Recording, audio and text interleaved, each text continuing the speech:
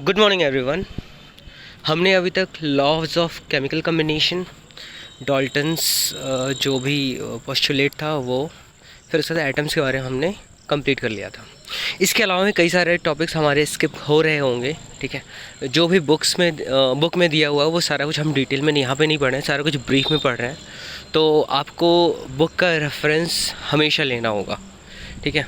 बहुत सारे ऐसी चीज़ें रदरफोर्ड्स का होगा, बोर्स मॉडल होगा, ये सारे मॉडल्स को जो है आपको बुक से पढ़ना है। और अगर आपको नहीं समझ में आता, वैसे सारा का सारा थ्योरी ही है।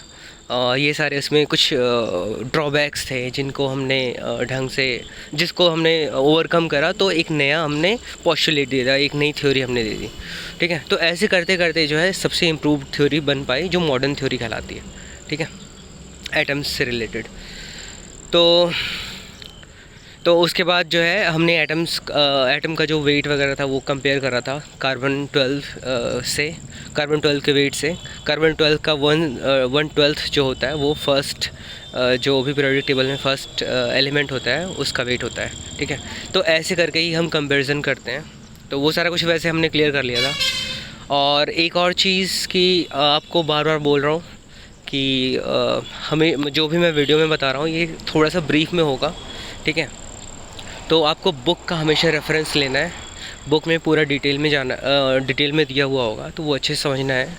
और होपफुली अगर स्कूल वापस से स्टार्ट होता है तो हम इन सारी चीज़ों को वापस से रिपीट करेंगे और एक एक चीज़ बहुत ही डिटेल में पढ़ने की कोशिश करेंगे। लेकिन टिल देन हम ब्रीफ में ही कोशिश करेंगे, क्योंकि वीडियो लेक्चर में सारी चीज़ें हो पाना थोड़ा मुश्किल होता है और बहुत सारी चीज़ें समझा पाना थोड़ा सा मुश्किल होता है, ठीक है। तो आप लोगों को कोप अप करना है और साथ में ही मिलके चलना है। तो नेक्स्ट टॉपिक है symbols of atoms of different elements. ये हमने पहले भी कवर करा हुआ है। थोड़ा सा ब्रीफली मैंने आपको एक होमवर्क भी दिया हुआ था जब ग्रुप में स्टडी कर रहे थे आप। तो आप लोगों को टास्क दिया गया था कि एलिमेंट 1 से एलिमेंट 30 तक का एलिमेंट्स के सारे नाम याद होने चाहिए आपको, और साथ में सिंबल्स भी याद होने चाहिए। सिंबल्स में देखो जो स्मॉल लेटर्स और कैपिटल लेटर्स, इनका भी बहुत ज़्यादा वैल्यू होता है, ठीक है। कैप्स लॉक, स्मॉल लॉक भी बोल सकते हैं। इसमें कह रहा है the symbol of elements are represented by letters. The symbols of such elements are represented by some elements are represented by 1 letter and the symbol of some elements are represented by 2 letters. तो कुछ ऐसे elements जो भी हमारे पास अभी तक जितने भी एलिमेंट्स हैं 100+ हैं, 110+ हैं, ऑलमोस्ट 120 के आसपास हैं मेरे ख्याल से। तो सभी एलिमेंट्स के जो सिंबल्स होंगे वो या तो 1 सिंगल लेटर का होगा या फिर 2 लेटर का होगा, 3 लेटर का भी वैसे हो सकता है, ठीक है। वो 100+ में आप जाओगे तो वहाँ पे 3 लेटर्स का भी यूज़ होता है। इसमें आगे कह रहा है if the symbol has only 1 letter it should be written as capital letter, and if the symbol has 2 letters then the first letter should be capital letter and the second letter should be small letter। अब तो ये सारे rules आपको पता होने ज़रूरी हैं। सारे रूल्स अगर आपको नहीं पता है, अगर पता चला कि कहीं पे हाइड्रोजन आइटम दिया हुआ है तो उसका सिंबल आपको लिखना है, तो आपने अपनी कन्वीनियंस के साथ आपने ध्यान नहीं दिया कि कैपिटल लेटर लिखना है या स्मॉल लेटर लिखना है, आपने ऐसे ही लिख दिया। तो जैसे आपने इस कैपिटल लेटर की जगह पे स्मॉल लेटर लिखा, फर्स्ट लेटर, तो वहाँ पे वो आपने बहुत बड़ी गलती कर दी, ठीक है। तो केमिस्ट्री के फील्ड में स्मॉल लेटर्स, कैपिटल लेटर्स का बहुत ज़्यादा वैल्यू है, ठीक है। तो इन चीज़ों का ध्यान रखना है। तो यहाँ पे आगे कुछ एलिमेंट्स दिए हुए हैं जिनका एलिमेंट के नाम दिए हुए हैं और उनके राइट साइड में सिंबल्स के दिए हुए हैं। तो इसमें से मुझे लग रहा है कि सारे के सारे सिंबल्स के नाम आपको पता हैं, तो कुछ भी इसमें रिपीट करने की ज़रूरत नहीं है मुझे, ठीक है। आगे बढ़ते हैं। Atomic mass. एटॉमिक मास क्या होता है? कह रहा है कि since atoms are very small in size its mass is very small and determining its mass is very difficult, so the mass of an atom is compared with the mass of a standard atom. तो mass का क्या scene है कि already जो elements होते हैं atom वाले topic में हमने देखा भी था कि एटम्स के जो साइजेस होते हैं बहुत ज़्यादा स्मॉल होते हैं। 10⁻⁹ के अराउंड होता है, मतलब नैनोमीटर के साइज़ के आसपास होता है, या फिर 10⁻12 तक भी जा सकता है, मतलब ऐसे इसी रेंज में होता है। 10⁻9 to 10⁻12 या उससे भी ज़्यादा 10⁻15 तक भी जा सकता है।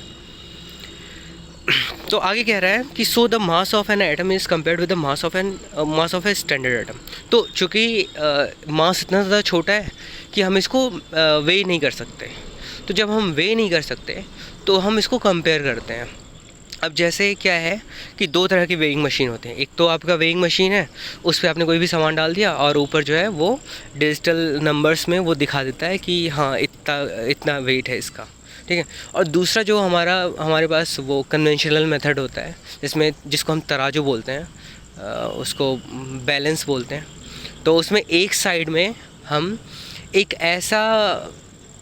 ऐसा वेट रखते हैं जिसका हमारे पास ऑलरेडी मेजरमेंट पता है, जिसकी वैल्यू हमें ऑलरेडी पता है, ठीक है। और दूसरे साइड में हम ऐसा सामान रखते हैं जिसका हमें वेट नहीं पता है।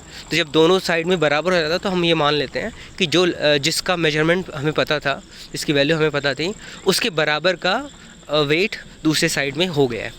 सेम यही मेथड ऐसे ही करके यूज़ कर सकते हैं, हम कंपेयर करते हैं वेट्स को। अब कैसे वेट्स को कंपेयर करते हैं उसके बारे में आगे कहता है, the atom which is considered as a standard atom for comparing the mass of other atoms is carbon 12 atom which whose atomic mass is 12 units, atomic mass unit. अब देखो यूनिट्स कब लिखा जाता है, यहाँ पे 12 ग्राम भी लिखा जा सकता। जब भी हमें नहीं पता होता है कि इस पर्टिकुलर चीज़ की यूनिट क्या है, लीटर में है, मीटर में है, किलोग्राम में है, मीटर में है, कुछ भी नहीं, अब हमें नहीं पता होता है तो वहाँ पे डायरेक्टली यू लिख देते हैं, यूनिट्स लिख सकते हैं, ठीक है।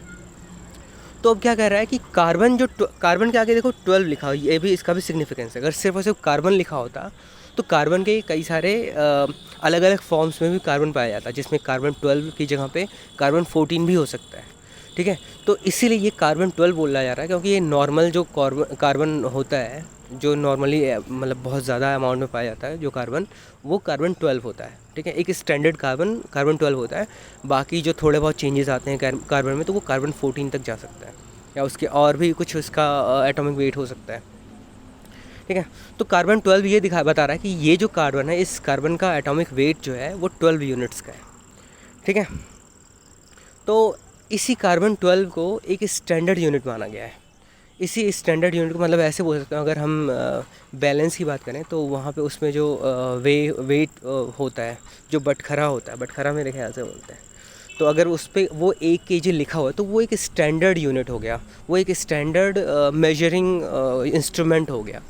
तो वैसे ही कार्बन 12 जो है वो भी एक स्टैंडर्ड मेजरिंग यूनिट हो गया, ठीक है।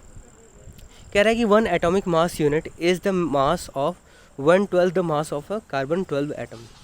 मेरे ख्याल से मैंने ये इस वीडियो के स्टार्ट में ही ये चीज़ें बता दी थी, जो कि मुझे लगा था कि हमने कवर कर लिया होगा। तो कार्बन 12 का जो वेट है वो 12 यूनिट्स है, ठीक है। तो ऑब्वियसली 1/12 जो होगा कार्बन वेट का वो 1 यूनिट हो जाएगा। तो वो जो 1 यूनिट वहाँ से बनता है उसको हम बोल देते हैं कि ये जो है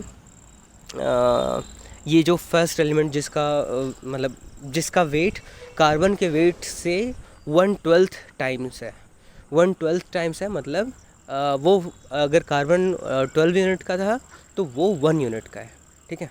तो कार्बन के वेट से कंपेयर किया गया, पता चला कि कार्बन वो जो फर्स्ट एटम था हाइड्रोजन के एक एटम को 12 बार एक साइड में रखा गया, तो कार्बन का एक साइड का जो वेट जिधर हमने रखा था दूसरे साइड में, तो उसको बराबर कर पाया। तो इससे पता चला कि जो है कार्बन का जो 12th पार्ट होता है वो जो है फर्स्ट जो एलिमेंट होता है उसके वेट के बराबर होता है। तो यहाँ से पता चला कि 1/12, ठीक है।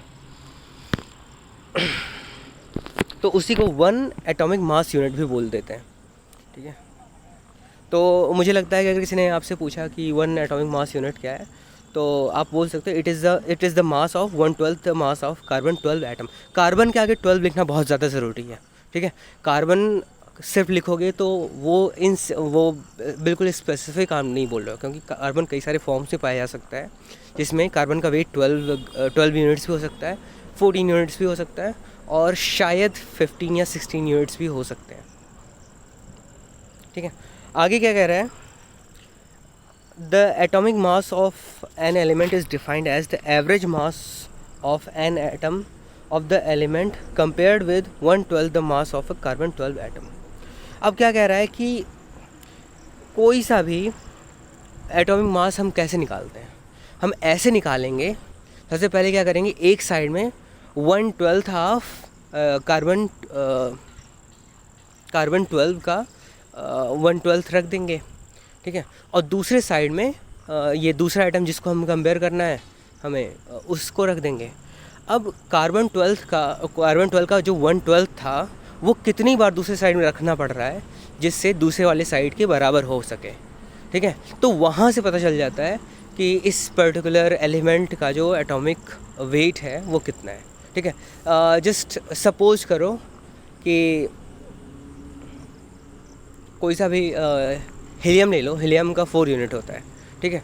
तो जब 4 यूनिट हीलियम का एक तरफ रहेगा और दूसरे साइड में आप जो है 1/12 ऑफ कार्बन का 1 यूनिट रखोगे, तो उसके जैसे जब आप 4 इस तरह के यूनिट्स रखोगे तब जाके दोनों बैलेंस हो सकता है। तो इससे पता चलता है कि 1/12 ऑफ कार्बन इंटू 4 ये हो जाएगा हीलियम का एटॉमिक वेट, एटॉमिक मास, ठीक है। तो ऐसे करके हम डिफ़ाइन करते हैं, ऐसे करके हम निकालते हैं। हम नहीं निकालते हैं, जो लैब्स में निकाला जाता है, एक स्टैंडर्डाइज्ड सिचुएशन होती है, वहाँ पे एयर तक पास नहीं कर सकता, वहाँ पे कोई डस्ट पार्टिकल तक नहीं रह सकता, तो उस प्रॉपर आइसोलेशन कंडीशन होती है, तो वहाँ पे ये सब मेजर करा जाता है, ठीक है। तो ऐसे करके सारे सिचुएशंस होती हैं।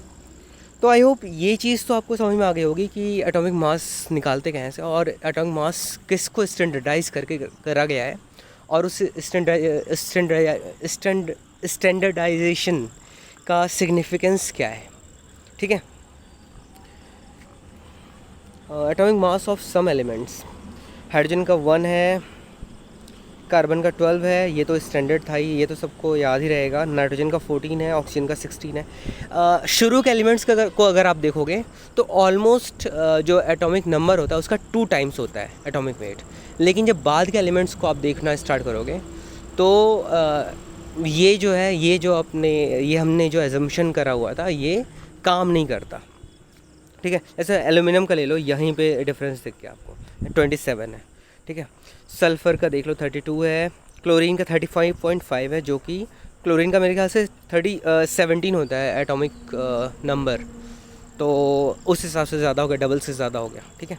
तो ऐसे हम बोल सकते हैं कि वैसे हमें इसको याद करने की ज़रूरत नहीं पड़ती है बहुत ज़्यादा, लेकिन अगर आपको याद होता है तो बहुत अच्छी बात है। इसका सिग्निफिकेंस बहुत ज़्यादा नहीं, क्योंकि जब भी क्वेश्चंस इससे रिलेटेड मिलता है तो आपको या तो एटॉमिक मास दे दिया जाएगा डायरेक्टली, या फिर वो क्वांटिटीज़ दे दिए जाएंगे, वो मेजरमेंट्स दे दिए जाएंगे जिससे आप एटॉमिक मास निकाल सको, ठीक है। तो आज के लिए इतना बहुत है, बाकी हम नेक्स्ट लेक्चर में कंटिन्यू करेंगे। Thank you.